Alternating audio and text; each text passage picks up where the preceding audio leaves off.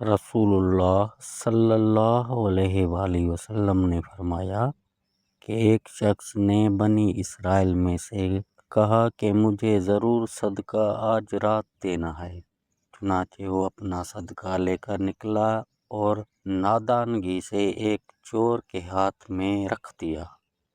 صبح ہوئی تو لوگوں نے کہنا شروع کیا کہ آج رات کسی نے چور کو صدقہ دے دیا۔ اس شخص نے کہا کہ اے اللہ، تمام تعریف تیرے ہی لیے ہے، آج رات میں پھر ضرور صدقہ کروں گا۔ چنانچہ وہ دوبارہ صدقہ لے کر نکلا اور اس مرتبہ ایک فحاشہ کے ہاتھ میں دے آیا۔ جب صبح ہوئی تو پھر لوگوں میں چرچا ہوا، آج رات کسی نے فحاشہ عورت کو صدقہ دے دیا۔ اس شخص نے کہا، اے اللہ، تمام تعریفیں تیرے ہی لیے ہیں، میں زانیہ کو اپنا صدقہ دے آیا۔ اچھا، آج رات پھر ضرور صدقہ نکالوں گا۔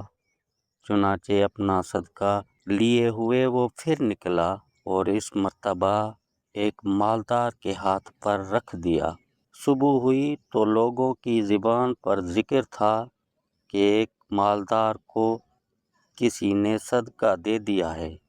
اس شخص نے کہا کہ اے اللہ، حمد تیرے ہی لیے ہے، میں اپنا صدقہ لا علمی سے چور، فحاشہ اور مالدار کو دے آیا۔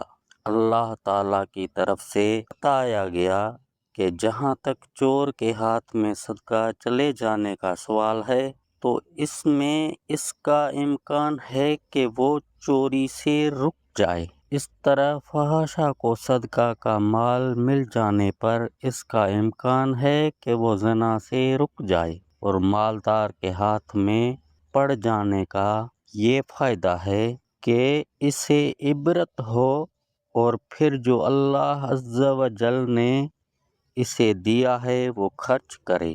صحیح بخاری 1421۔